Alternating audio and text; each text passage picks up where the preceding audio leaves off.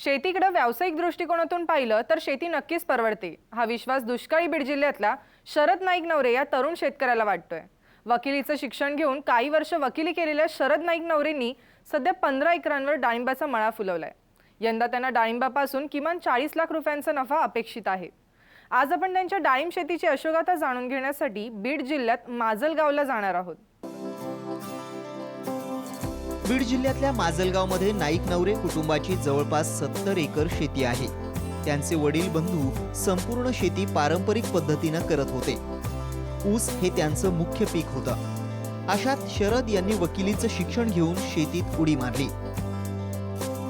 ऊसातून मोठ्या प्रमाणात आम्हाला उत्पन्न मिळायचं। त्यामुळं आणि त्याच्यानंतर काही कालावधीनंतर आमचे वडील आणि बंधू यांना समाजकारणात जास्ती वेळ द्यावा लागायचा आणि शेतीकडे बघण्यासाठी कुणीतरी घरचा माणूस असावा, या दृष्टिकोनातून मग मी शेतीकडे वळलो। कारण की आमचं जे आर्थिक आहे पूर्ण शेतीवर आहे, कारण की आमची शेती पूर्णतः बागायती आहे। त्याच्यामुळं कुणीतरी घरचा असावा म्हणून मी शेतीकडे वळलो। शरद यांच्या अगोदर त्यांचे मोठे बंधू नितीन शेतीचं नियोजन करत होते। आजही ते शरद यांना मार्गदर्शन करतात। शेतीकडे व्यावसायिक दृष्टीने पाहिलं पाहिजे असा दोघांचाही विश्वास। या विश्वासामुळे आज त्यांच्याकडे डाळिंबासारखं बागायती पीक उभं आहे।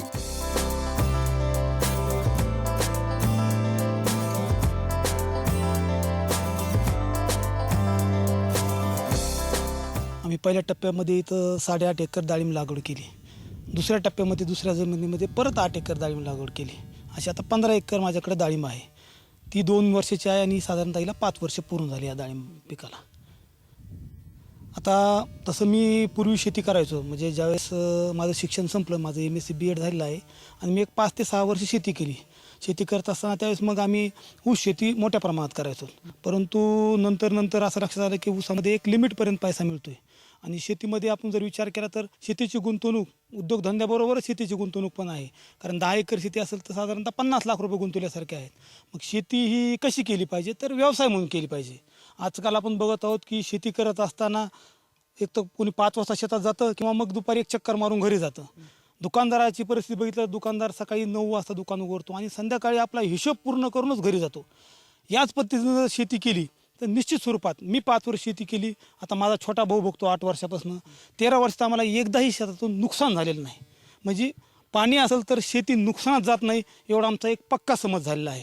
फक्त त्यासाठी मेहनत घ्यावी लागेल आणि व्यवसाय म्हणून शेतीकडे बघितलं पाहिजे। बीड जिल्ह्यातल्या दुष्काळी भागात गेल्या 8 ते 10 वर्षात डाळिंबाचं पीक तसं फारसं रुजलेलं नव्हतं। अशा काळात माजी केंद्रीय कृषी मंत्री शरद पवार यांच्या भाषणातून प्रेरणा घेत नाईक नवरे कुटुंबानं डाळिंब शेतीत उतरण्याचा ध्यास घेतला।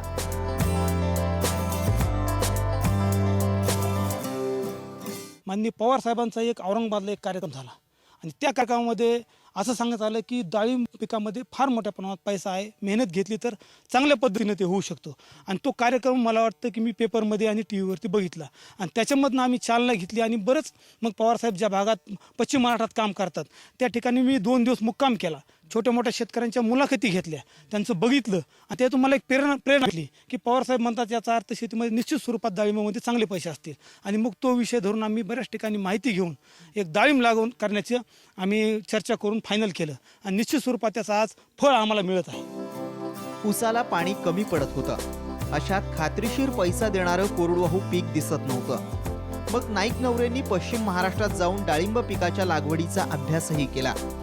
2010 साली त्यांनी डाळिंब लागवडीचा शुभारंभ केला। डाळिंबाची लागवड 14 फूट बाय 9 फुटांवर केली। डाळिंब करायचं, पण करण्याच्या अगोदर आम्ही सर्वे करायचं ठरवलं।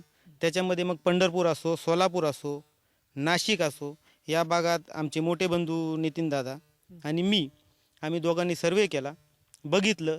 त्या तेथील लोकांचं 2 एकर असो डाळिंब, 2 एकरवाला शेतकरी असो किंवा 20 एकरवाला किंवा 100 एकरवाला, अशा सगळ्यांचं ड्रॉबॅक आणि त्यांचे फायदे तोटे दोन्ही समजून घेऊन आम्ही सुरुवातीला 8.5 एकरमध्ये डाळिंब केलं।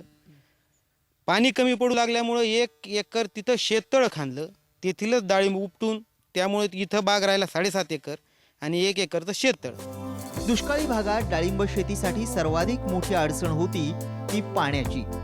यासाठी नाईक नवरेंनी 1 एकरात 70 लाख लिटर पाणी क्षमतेचं भलं मोठं शेततळ खोदलं. पावसाळ्यात वाहून जाणारं पाणी या तळ्यात साचवलं जातंय. हे पाणी पुन्हा ड्रीपद्वारे डाळिंबाला दिलं जातंय. 34 बाय 34चं शेततळ आहे ते. 34 बाय 34 मीटर. त्याची कॅपॅसिटी आहे 50 लाख लिटर. पण ॲक्च्युअल आम्ही थोडं ते वाढवून घेतल्यामुळं त्याच्यामध्ये जवळपास 70 लाख लिटर पाणी बसण्याची कॅपॅसिटी त्याची झालेली आहे.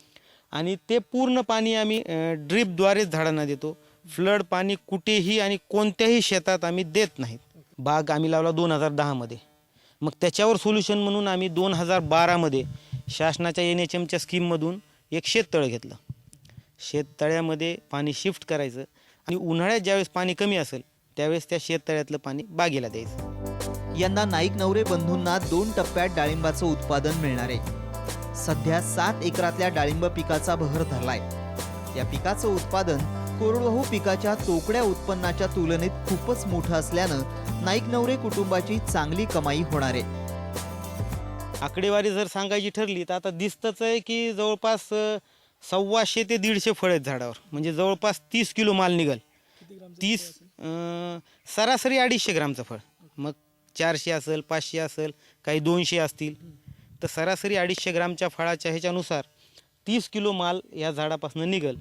आणि एकरी जवळपास म्हणजे टोटल बागेत आमच्या 25 झाड आहेत. 25-75 टन माल या बागेतून निघल. आता उत्पन्नाचं सांगायचं झालं तर 50 रुपये किलोनं जरी धरलं तरी जवळपास 38 ते 40 लाख रुपये हा कमीत कमी नफा होईल असं एकंदरीत वाटतंय. सध्या भाव वाढले तर वाढूनही येईल. वकिलीचं शिक्षण घेऊन शेतीत राबणाऱ्या शरद यांना नोकरीपेक्षा शेतीच बरी वाटतीये. नव्या पिढीचे शेतीबद्दलचे हे विचार आशादायी दिसतायत. नोकरीमध्ये एक लिमिटपर्यंत उत्पन्न आहे आणि शेतीमध्ये जर वेळ दिला आणि व्यवस्थित नियोजन करून जर शेती केली तर त्याच्यामध्ये फार मोठ्या प्रमाणात आपल्या घराची आर्थिक सुबकता येऊ शकते असं आमच्या लक्षात आलं. आणि बागायती तर शेती होतीच आमची. त्याच्यामुळं मी पूर्ण वेळ शेतीमध्ये देण्याचं ठरवलं. मुलांनी शेती पद्धतीमध्ये केलेला बदल आणि नफ्यात झालेली वाढ समाधानकारक असल्याचा वडिलांचा अनुभव आहे. शेततळ्यामुळं आज आपण लाखो रुपयाचं उत्पादन घेतो.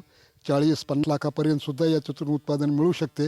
हे आता आम्हाला सूनभावून हे लक्षात आलेलं आहे. मी जर ज्यांच्याकडे पाणी आहे अशा शेतकऱ्यांना आव्हान करेल की त्यांनी नाउमेद न होता बागायत ज्यांच्याकडे आहे बागायत करू शकतात. त्यांनी नवीन नवीन जे फळबाग आहेत अशा फळाकडे वळून त्यांनी आपला व्यवसाय सुधारला पाहिजे. शरद यांच्या कुटुंबातल्या महिला शेतीत व्यवस्थापनात मदत करतात. त्यांना देखील शेती फायदेशीर वाटतीये. सर्वसाधारण शेती होती आणि ज्वारी कापूस शेती घेत होतो आम्ही. नंतर पोहरा ज्या वेळेस शेतात काम करू लागले म्हणजे बघायला लागले तेव्हापासून ऊस घेतला. ऊसाच्या नंतर आता डाळिंबाची बाग घेतली आणि ती यशस्वी झाली. पोहरायनं केली. शेतकऱ्यांनी पाणी वाचवून शेततळे तयार करून शेतीसाठी आधुनिक तंत्राचा वापर केला पाहिजे. शेतीकडे व्यावसायिक स्वरूपात पाहिलं पाहिजे असं शरद यांचं म्हणणं आहे. तसंच मराठवाड्यात शेती परवडेल असा विश्वास त्यांनी व्यक्त केलाय. कोणतंही काम करताना त्याच्यामध्ये 100% वेळ जर दिला, व्यवस्थित माहिती घेऊन जर काम केलं तर तो व्यवसाय नक्कीच फायद्याचा ठरतो. तसं सांगायचं झालं तर हा व्यवसाय म्हणूनच शेती जर केली जवळपास एकरी 5 लाख रुपये कमीत कमी रेट धरला तर ह्या 8 एकरचे 40-45 लाख रुपये आपण घरातून गुंतवलेले तो व्यवसायच आहे आपला. मग 45 लाखातून किती रिफंड आहे हे आपण आपल्या लक्षात घेतलं पाहिजे.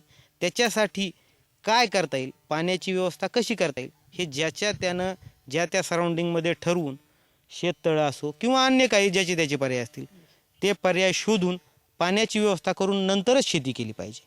कोरडवाहू शेती परवडत नाही हे मलाही माहिती आहे, कारण मी आज 8 वर्ष झालं शेती करतोय. त्याच्यासाठी प्रत्येक युवकानं ही बागायती आपली शेती बागायती कशी करता येईल याचा विचार करून नंतर शेतीला सुरुवात करायची. आज पश्चिम महाराष्ट्रात डाळिंबाचं पीक तेलकट डागांमुळे संकटात आहे, तर मराठवाड्यात दुष्काळानं डाळिंब संकटात आहे. या कठीण काळात नाईक नवरेंनी मात्र शेततळ्याच्या मदतीनं डाळिंब जगवून लाखांच्या कमाईचा शोधलेला मार्ग अनेकांना मार्गदर्शक ठरेल. विकास माने, साम टीव्ही, माजलगाव, बीड.